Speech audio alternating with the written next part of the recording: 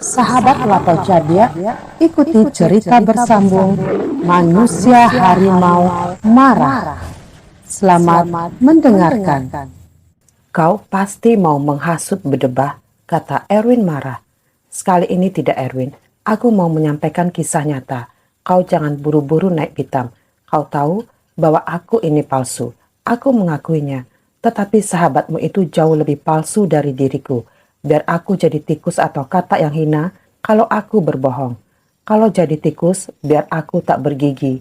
Dan kalau jadi kata, biar aku tak pandai melompat. Kau ini benar-benar tak tertolong lagi, Ki Ampuh.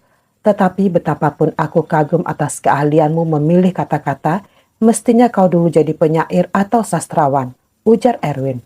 Dia akhirnya geli juga mendengar kalimat-kalimat Erwin. Barangkali kau benar, tetapi apa boleh buat, aku ditakdirkan jadi dukun, sama seperti engkau, padahal kau lebih pantas jadi diplomat. Erwin jadi tertawa, sedangkan Sabarudin mendengarkan tak berkutik apa gerangan yang akan diceritakan oleh babi hutan yang berasal dari manusia itu. Erwin, dengar baik-baik, si Sabarudin itulah yang merenggut Sabrina dari dirimu. Dia cinta setengah mati pada perempuan itu. Dia tak percaya padamu ketika kau katakan bahwa Sabrina cindaku. Sewaktu-waktu bisa jadi harimau.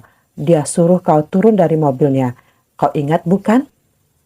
Kini datang dia meminta perlindunganmu karena Sabrina yang mengharimau di hadapannya memaksa dia memenuhi janji.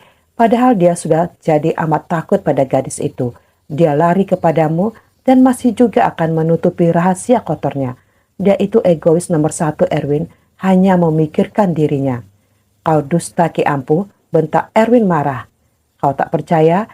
Coba tanya kepada sahabat baik dan setiamu itu. Sabarudin, benarkah cerita gila babi itu? Tanya Erwin. Sabarudin tunduk tidak menjawab. Erwin sukar percaya. Tetapi tiadanya bantahan itu apa artinya? Erwin bertanya sekali lagi. Sabarudin tidak juga menjawab. Malu dan takut. Setelah berdiam diri sejenak, Erwin menyuruh Sabarudin meninggalkan rumahnya. Kau membiarkan aku mati sampai ke hatimu? Sabarudin seperti mengemis nyawa. Aku hanya menyuruh kau pergi. Gubuk ini milikku, sebagaimana mobil mewah yang pernah kutumpangi adalah milikmu. Bukankah aku turun ketika kau suruh turun? Erwin berkata dengan nada biasa, tetapi di dalam hati ia marah pada manusia yang berhati culas itu. Ada lagi satu cerita, Erwin. Sabrina baru saja mengisap darah bayi 2 bulan, anak saudara misalnya, jadi masih kemenakannya. Bayi tak berdosa itu telah mati. Erwin terkejut. Ia masih merasakan betapa sakitnya kehilangan anak. Kematian bayi yang kemenakan Sabrina ini sama dengan kepergian anaknya. Sama-sama dibunuh. Di mana bayi itu, Ki Ampuh? Tanya Erwin. Suaranya merendah, lunak sekali. Dalam hati diakuinya bahwa dalam tiap diri manusia, betapapun jahatnya, kadang-kadang ada atau timbul secul kemanusiaan. Kemanusiaan dari seorang manusia. Sebaliknya Ki Ampuh merasakan bahwa Erwin sesungguhnya insan yang baik hati selalu menolong sesamanya. Pertanyaannya mengenai bayi itu membuktikan bahwa ia menaruh perhatian pada soal-soal yang ada kaitannya dengan rasa kemanusiaan. Masih di rumahnya, sedang diratapi. Ayahnya sedang pergi tugas keluar kota. Jawab Ki Ampuh. Di mana rumah itu? Tanya Erwin. Rumah Sultan Mandiangin.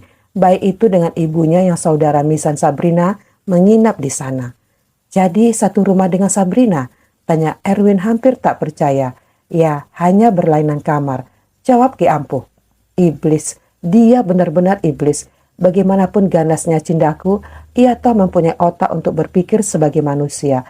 Tega membunuh keponakannya sendiri. Dia harus dibinasakan.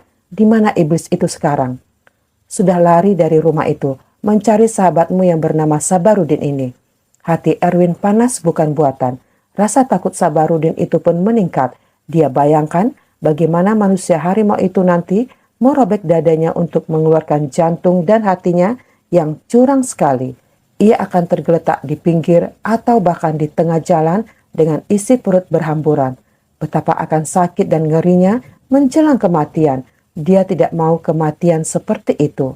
Erwin, aku akan mati dibunuhnya. Aku sahabatmu. Kau tidak akan membiarkan bukan?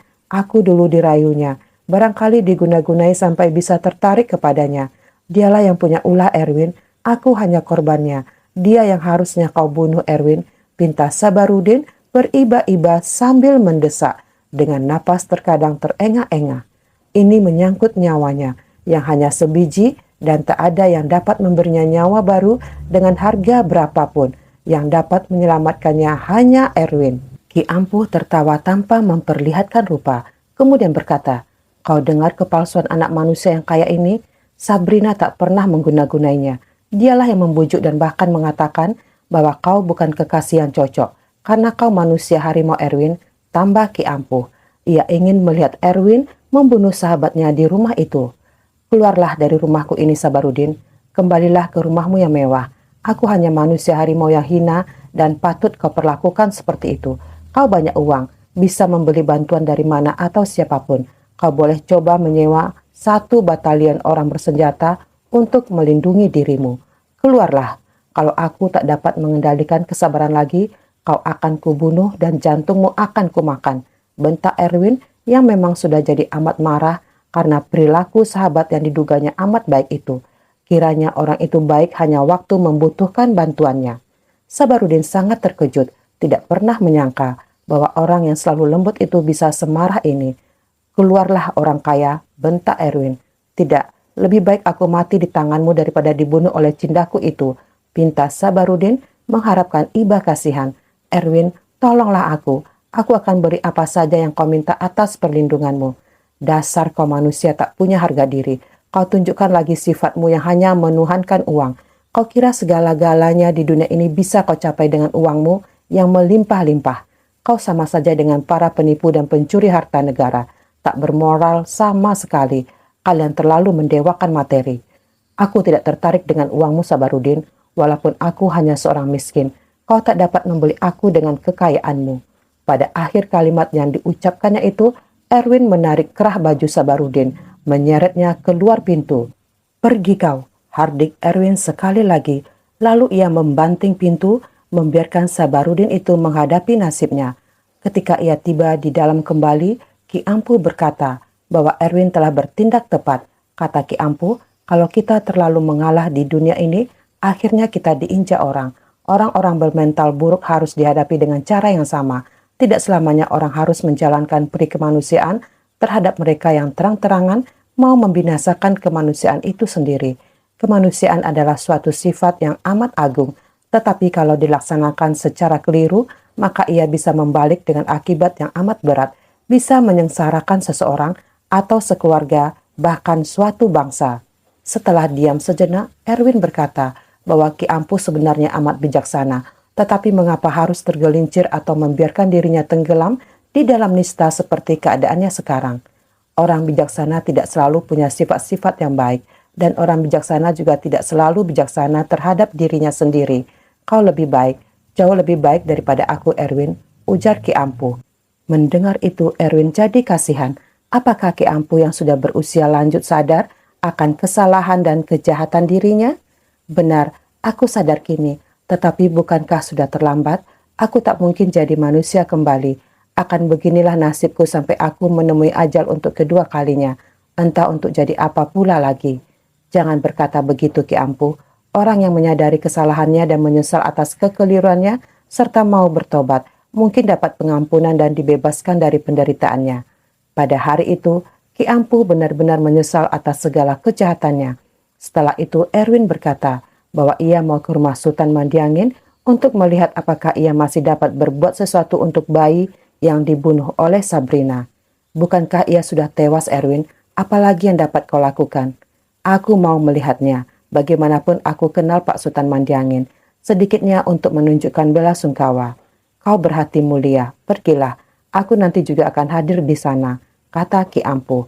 Begitu besarnya kesediaan memaafkan pada diri manusia harimau itu, sehingga perubahan sikap dan cara bicara Ki Ampuh membuat dia pada saat itu lupa bahwa babi manusia inilah yang telah membinasakan anak dan istrinya tercinta.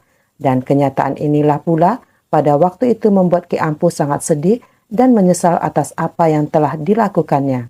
Beberapa saat kemudian, Erwin telah memberi salam di rumah Sultan Mandiangin yang baru kehilangan cucu. Ia menyambut uluran tangan Erwin dengan rasa malu dan sedih yang tak bertara. Ratap tangis Herlina yang belum mereda telah membuat Erwin dan kakek bayi itu tambah sedih. Sultan Mandiangin menaruh hormat yang besar sekali atas diri Erwin, karena walaupun ia telah diketepikan oleh kemenakannya, toh ia datang tatkala keluarga itu berduka cita. Dalam pada itu Sultan Mandiangin mengetahui bahwa Sabarudin yang berkunjung sebelum terjadi peristiwa duka itu telah pergi tanpa pamit. "Boleh aku melihatnya?" tanya Erwin. "Silahkan," jawab Sultan Mandiangin, dan ia membawa tamunya itu ke ruangan tempat bayi Herlina dibaringkan. "Boleh kuraba tubuhnya?" tanya Erwin. "Ia telah tiada, Erwin," jawab Sultan Mandiangin, dan jawaban ini membuat Herlina menangis lebih keras. "Izinkanlah aku, orang lain memegangnya," pinta Erwin. Ibu yang sudah putus asa menganggukkan kepala, sebab bagaimanapun permintaan Erwin membuktikan tanda simpati yang amat besar. Manusia harimau itu meraba muka dan kemudian dada Ernie. Ia letakkan lagi tangannya di muka Ernie. Ia membaca-baca mantra, kemudian melekatkan bibirnya pada dahi Ernie, membaca lagi. Lalu ia dekatkan mulutnya ke telinga kanan dan kiri Ernie, membisikkan sesuatu. "Bangunlah kembali sayang, jangan tinggalkan ibu, ayah dan kakekmu. Mereka sangat sayang padamu dan berat kehilangan dikau." Kalimat-kalimat itu jelas didengar hadirin. Setelah itu ia berbisik lagi pada telinga Ernie. Ajaib memang, Tuhan berbuat sekehendaknya karena ia dapat berbuat apapun yang dikehendakinya. Bayi yang telah meninggal itu bergerak, kemudian membuka matanya lalu menangis. Kini Herlina dan seluruh orang yang ada di situ menangis karena kegirangan, walaupun hampir tak percaya akan apa yang mereka lihat. Bagaimana mungkin anak yang telah meninggal hidup kembali? Herlina hendak memeluk anaknya. Erwin menahannya. "Jangan dulu, ia memang telah tidak bernafas tadi, tetapi rohnya belum meninggalkan tubuh. Itulah makanya ia bergerak kembali. Puji dan bersyukurlah pada Tuhan," kata Erwin. Sabrina yang mengisap darahnya. "Dia itu cindaku, orang yang sesekali jadi harimau yang haus darah," kata satu suara, dan suara itu suara Ki Ampuh. "Betulkah itu Pak Erwin?" tanya Herlina. Manusia harimau itu hanya mengangguk kecil. Kemudian Erwin mohon diri. Herlina dan Sultan Mandiangin, begitu pula beberapa orang lain mencium tangan Erwin, walaupun ia sebenarnya tak mau dihormati sampai begitu. "Aku akan mencarinya, sebab dia akan membunuh lebih banyak," kata Erwin. Demikianlah kisah Erwin si manusia harimau dalam episode Manusia Harimau Marah. Untuk sahabat Lapau Cabiak yang telah setia mengikuti cerita ini, kami ucapkan terima kasih. Semoga kita bisa memetik pelajaran yang berharga dari pesan-pesan yang tersirat di dalam cerita ini. Semoga bermanfaat. Dan jangan lupa nantikan kelanjutan cerita Erwin si manusia harimau dengan judul Petualangan Manusia Harimau. Sampai jumpa.